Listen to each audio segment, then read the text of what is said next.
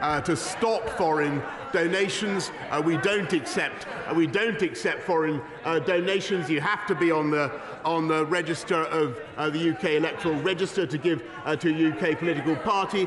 And before he starts chucking it around, Mr. Speaker, I just remind him the largest single corporate donation to the Labour Party came from a member of the Chinese Communist Party.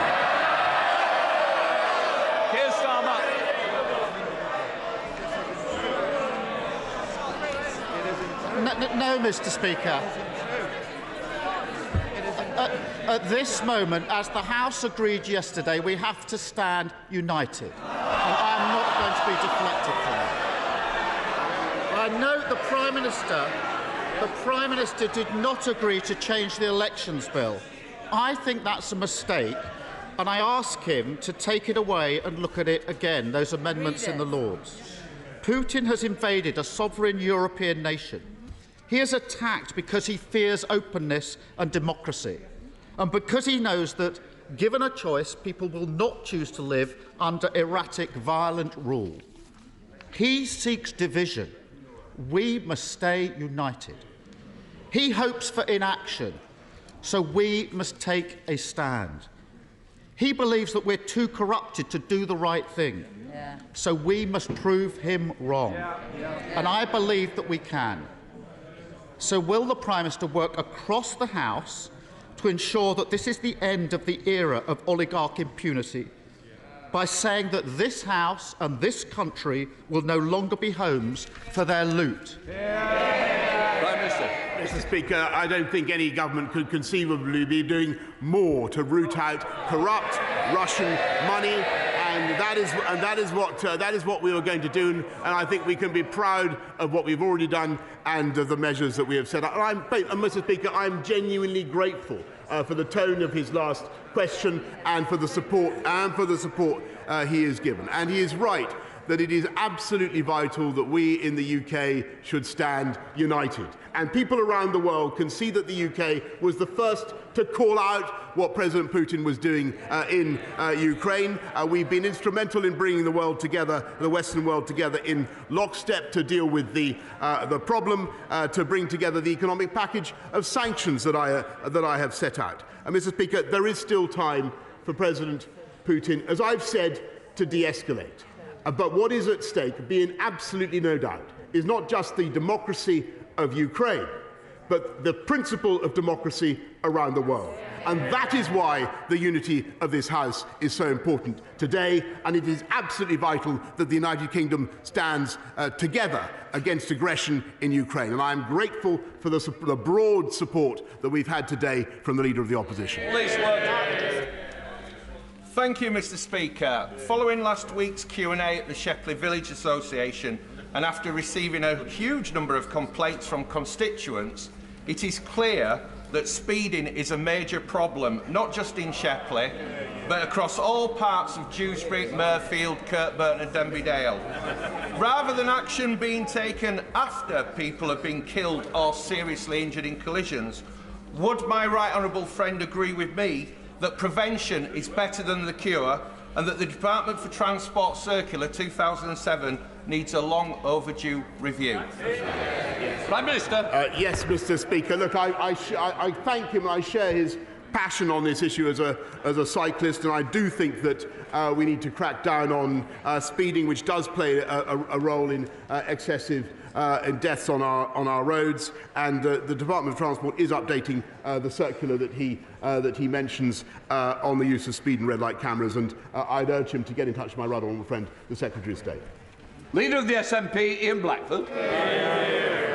Thank you, Mr. Speaker. Yesterday, this side of the House made clear that the SNP stands united against the Russian invasion of Ukraine, and this needs to be included with tougher and stronger sanctions. But as the chair of the Foreign Affairs Select Committee rightly said, we shouldn't be waiting for Russia to attack others to clean up the corruption and Russian money which has been fueling in the UK. Under the Tories, a sewer of dirty Russian money has been allowed to run through London for years. I went to the Prime Minister, the then Foreign Secretary, in 2017, and I raised the issue of limited partnerships, 113 of which have been used to move $20.8 billion out of Russian banks. Corruption on an industrial scale. Why did the Prime Minister do nothing back then? And why is he still doing nothing now? Prime Minister. Mr. Speaker, I'm grateful to him. I think that he was right to come to me then, and I've always enjoyed talking to him, as I've told him many times. I think he's right on the issue. We do need to stop corrupt Russian money in London and every other financial capital. That's why we've already taken the steps that we have taken, but we are going much further to uncloak the true owners of Russian companies and Russian properties in this country, and high time, Mr. Speaker. No country is doing more than the UK to tackle this issue. In Blackford. Mr. Speaker, that meeting was 5 years ago, and I offered to work with the Prime Minister 5 years ago, and nothing has happened. The truth is that Russian oligarchs who give the right people in power a golden handshake have been welcomed into London for years. Their activities weren't stopped, they were encouraged. And plenty of these golden handshakes just so happened to find their way into the coffers of the Conservative Party. Mr. Speaker, £2.3 million, in fact, since the Prime Minister took office. A leading American think tank has publicly raised concerns, and I quote, about the close ties between Russian money and the United Kingdom's ruling Conservative Party are a block to stronger sanctions. How can our allies trust this Prime Minister to clean up dirty Russian money in the UK when he won't even clean up his own political party? Will he finally commit to giving up the £2.3 million his party has raised in from Russian oligarchs? Prime Minister. Mr. Speaker, I just think it's very important for the House to understand we do not raise money from Russian oligarchs. People who give money to this. We raise money from people who are registered to vote on the UK Register of Interest, and that is how we do it, Mr. Speaker. And I think his indignation is, I'm afraid, a bit much, coming from somebody whose very own Alex Salmond is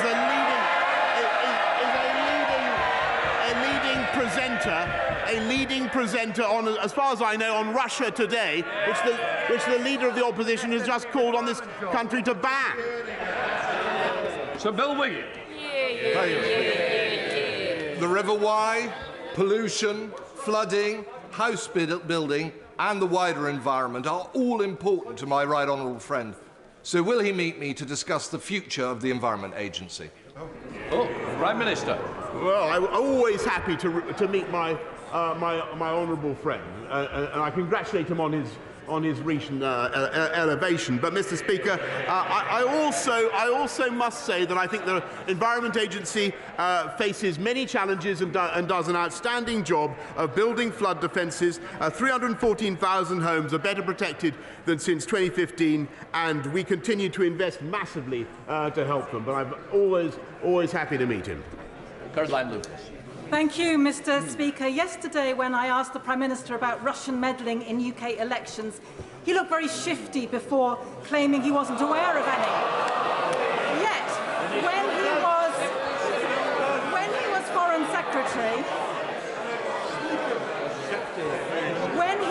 Foreign Secretary in 2017, in a joint press conference with the Russian Foreign Minister, when Lavrov claimed there was no evidence that Russia had interfered in UK elections in any way, the now Prime Minister corrected him by saying there was no evidence of successful interference. So can the Prime Minister tell us what evidence he has seen of unsuccessful interference? Has he actually read the Russia report, which is very clear that there is credible evidence of interference?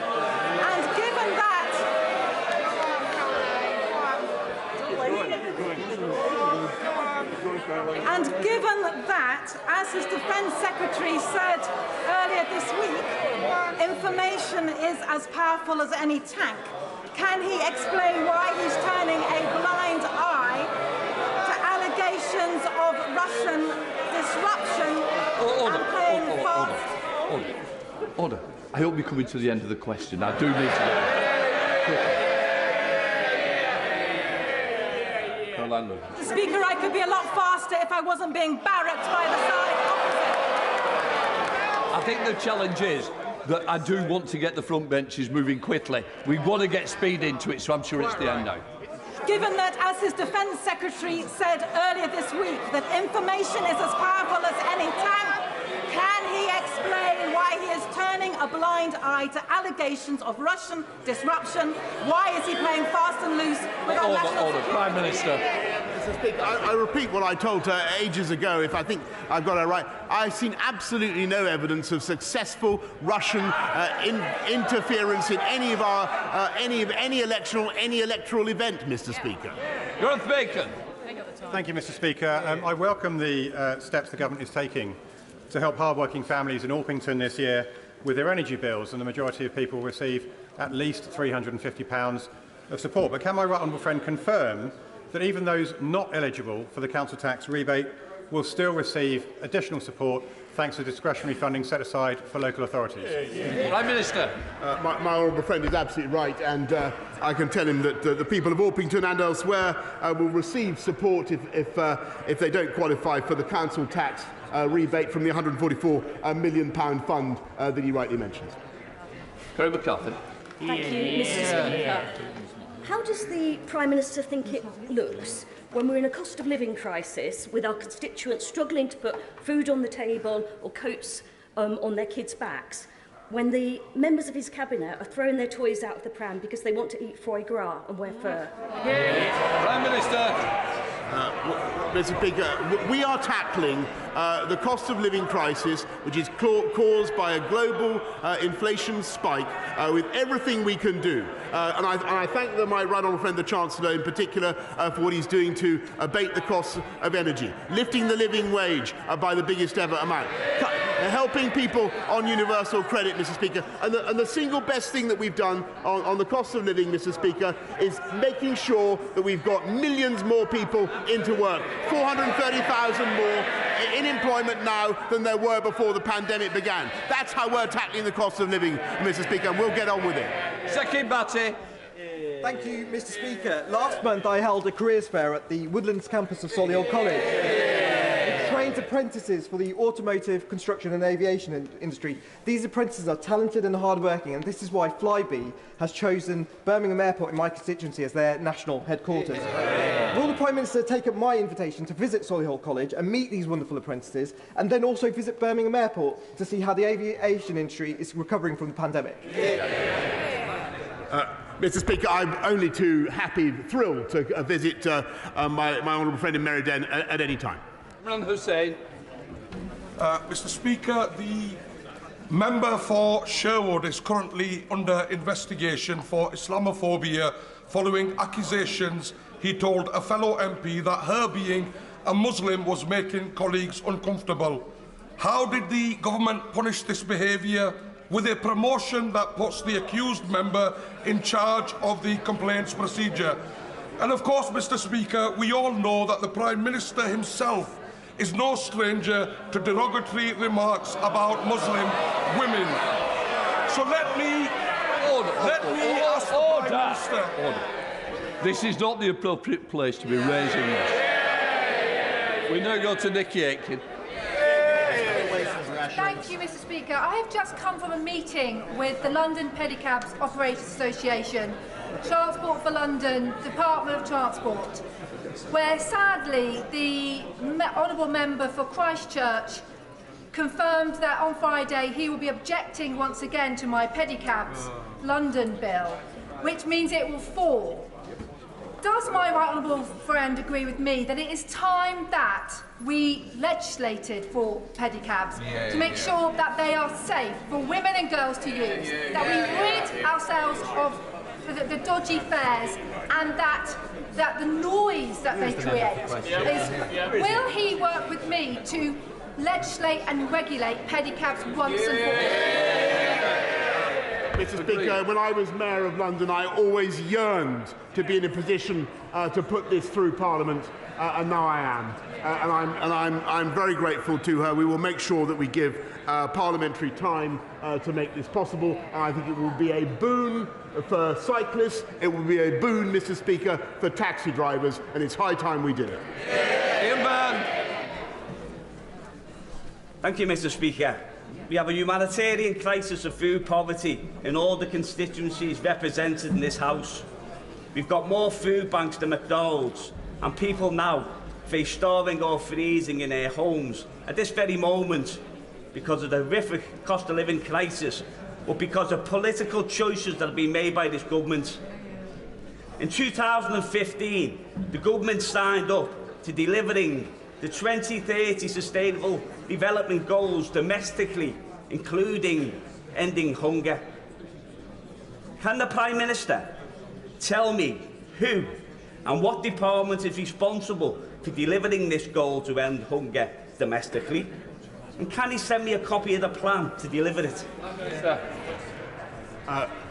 Mr. Speaker, the whole of government is engaged in that campaign, and to that end, we expanded free school meals for 5 to 7-year-olds, which helps 1.3 million children. We boosted the Healthy Start vouchers by a third, Mr. Speaker, and of course there's a holiday food and activities programme that continues to run, the £200 million fund. But the best thing that we can do as a country, as a society, is keep going with our plan for economic growth, with higher wage, higher skilled jobs, putting bread on the table of families up and down this country. Thank you, Mr. Speaker. Speciality Steels is an important steelworks in Stocksbridge in my constituency. It produces high-quality steel and it's provided high-value jobs for generations. But sadly, following the collapse of Green Steel Capital, the parent company, Liberty, has faced financial uncertainty for some time, threatening the business and thousands of jobs. So does my right honourable friend agree with me that the steel industry sits at the heart of our levelling up agenda? And will he commit to looking at all options to support the business through this period of uncertainty, as the government has done so effectively for Forgemasters and British Steel? Prime Minister. I thank her very much, and I thank her for everything she does to champion steel. And I think she's right. I think that it is of strategic importance for our country, and we've got to look at ways in which we can help the steel industry to have access to cheaper, low-carbon energy. And this government will do everything we can to ensure that that happens. But so far we've provided over £600 million since 2013 to help with the cost of energy, and we have. We've also put in a £350 million industrial energy transformation fund. But I want to stress to the House that that alone will not be enough as we transition to a low-carbon future. I think that hydrocarbons must also have their place. Thank you, Mr. Speaker. Unpaid family carers are treated appallingly by this government. I'm not talking about paid care staff in care homes, but people who provide care unpaid for family members. While food and energy costs skyrocket, carers' allowance is increasing in April by only £2 to a miserly £69 a week. But this insulting amount will now be more than swallowed up by paying the £2.50 cost of a single lateral flow test so that carers can keep the person they care for safe. How can the Prime Minister justify this tax on caring? I thank her very much, and I think that the whole House understands the pressures on carers and the immense amount that they contribute to our society, and we are doing our best to support people throughout our country. We can't, I think the House also understands that we can't indefinitely support free universal free testing. What we are doing is uprating the carers' allowance, and of course carers are also entitled to the increases that we're putting through in universal credit. Andrew Jones. Thank you very much, Mr. Speaker. Can I follow up my right honourable friend's statement on Monday on removing the COVID restrictions? I welcome the further support for the immunosuppressed. Will he ensure the NHS reviews the system for identifying the most vulnerable, as I think some who are at risk are in danger of being missed? for example those with blood cancers? And will he then ensure that the relevant testing and antiviral drugs will be readily available alongside boosters for the immunosuppressed, but also for their carers?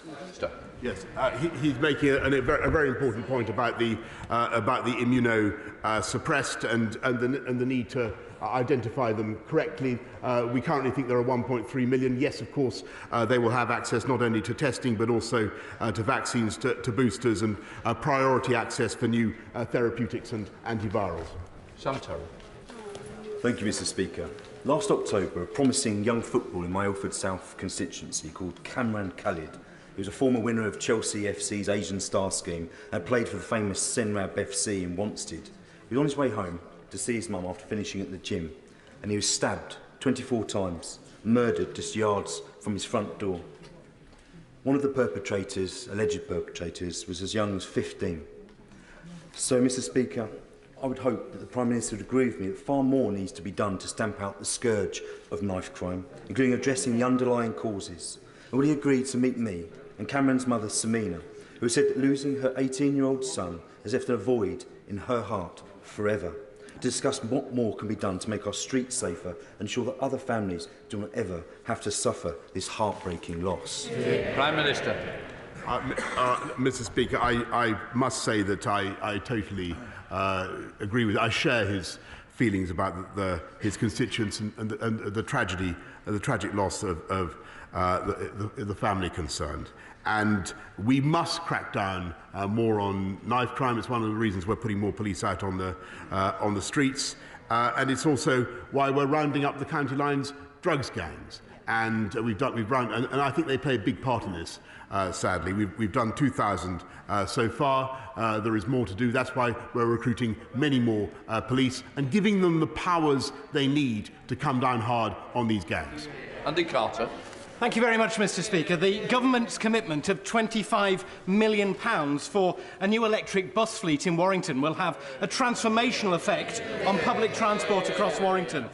Does the Prime Minister agree with me that the right way to spend that £25 million is by buying British-made buses, supporting highly skilled jobs, manufacturing jobs, right across the United Kingdom? Prime Minister. Yes, Mr. Speaker, I want to thank my honourable friend who is a great champion for Warrington.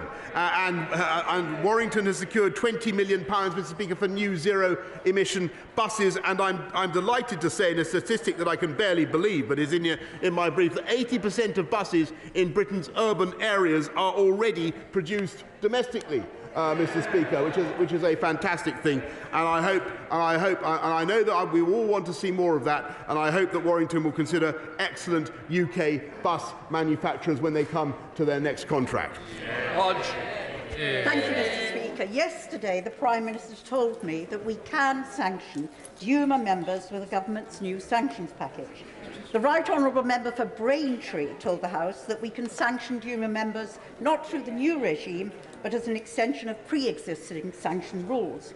Yet this morning, the Foreign Secretary said that the legislation for sanctions against Duma members will take weeks to be made legally watertight. So, Prime Minister, who is right? How can we say we're standing strong against Russian aggression when our sanctions response is such a muddle and such a mess? Prime Minister. Mr. Speaker, I think the whole House will agree, or I hope the whole House will agree, that it's quite a thing to sanction parliamentarians, and that is what we're doing. That is what we're doing.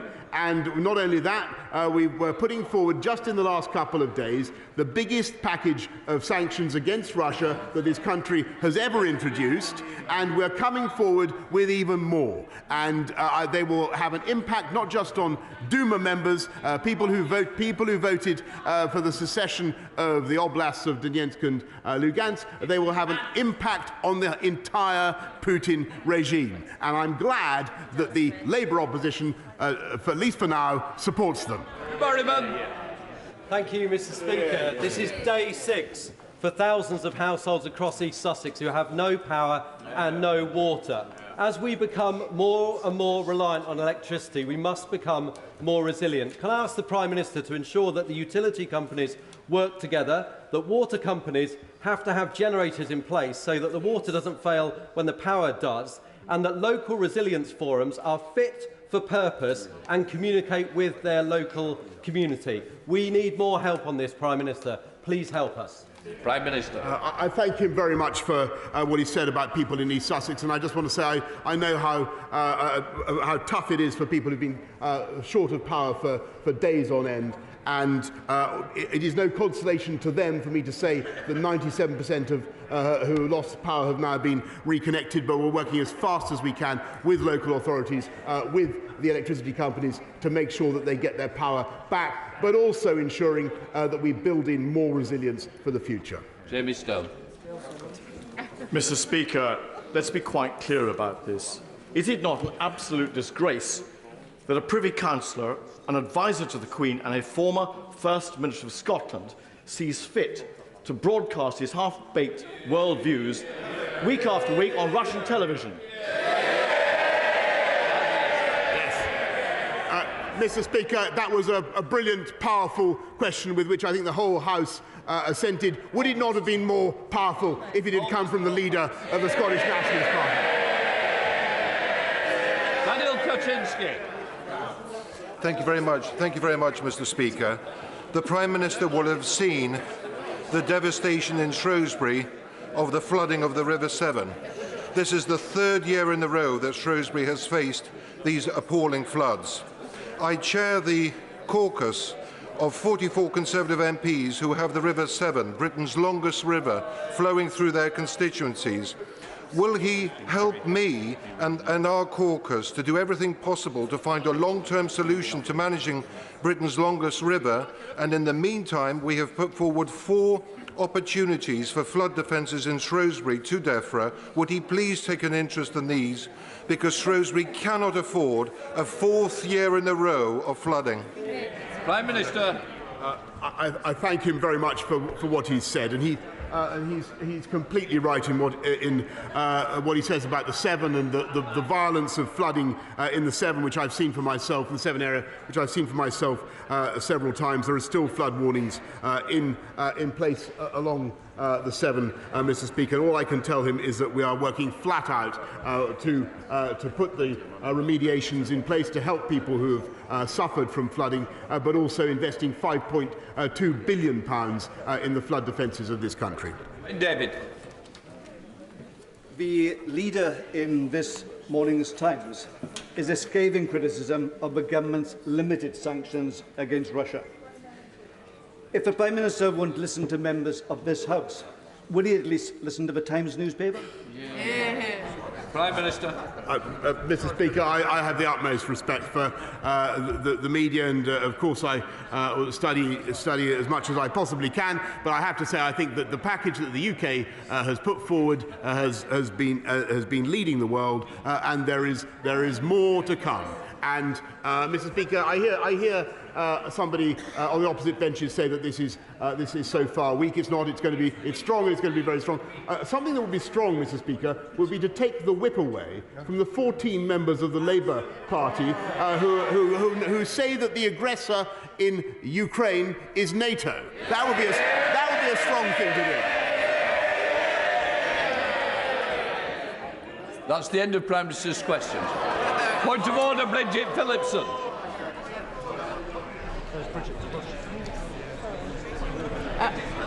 On a point of order, Mr. Speaker.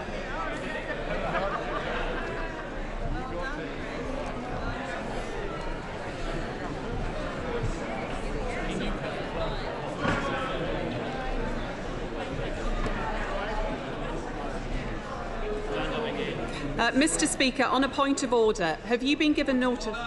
Bridget Phillipson. Thank you, Mr. Speaker. On a point of order, have you been given notice that an Education Minister will make a statement to the House on the Government's response to the Auger Review, the future of student and university finance and the financial arrangements governing student loan repayments?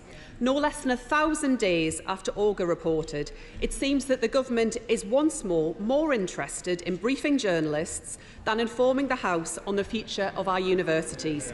It is extraordinary that the Government is yet again choosing to announce serious changes to higher education in this way.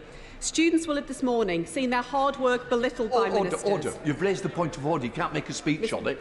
No, then we've got... Sit down, please, because I've got the Secretary of State who may wish to answer you. Secretary of State. Thank you, Mr. Speaker. You will know I'm making a statement tomorrow to the House. That resolves that problem. Point of order, Ian Blackford. Mr. Speaker, I wonder if you can give me some guidance. Twice in Prime Minister's questions, the Prime Minister referred to Alex Salmond and talked about being one of our own here. You know, that is quite disgraceful. Alex Salmond has got nothing to do with the Scottish National Party. He is the leader of... Sorry. I'm sorry, I want to hear the point of order because I've got to make an answer to the question. And I must hear the question. Member of the Scottish National Party. Indeed, he is a member of another party. And moreover, Mr. Speaker, the SNP has made it quite clear that no parliamentarian is permitted to appear on RT, and to be traduced in the way that we were by the Prime Minister is simply unacceptable. And he should withdraw the comments that he made. Just to say, you've absolutely put on record, he is no longer in the leader of the SNP. That was many years ago. He's now a member of the Elba Party, as I understand it. It's now been corrected, and I'm sure everyone is aware. Right. Point of order, Chris Brown. Thank you, Mr. Speaker. You will recall that yesterday I raised a point of order about the Prime Minister saying to the House that Roman Abramovich had been sanctioned when it turned out that he hadn't been sanctioned. I gather that the Prime Minister has now corrected the record. I just wonder whether there's a means of making sure that Hansard tomorrow is printed in gold letters or in red letters, because this is the first time. And what is particularly exciting is that it's only taken a Russian billionaire to get the Prime Minister to correct the record.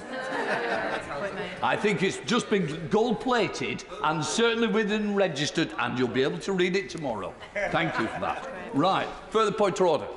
Mr. Speaker, thank you. Today, earlier before PMQ, there was a joint written ministerial statement on a decision to waive the right to remain application costs for non-UK personnel of our armed forces who served at least 6 years. Mr. Speaker, this is a cause that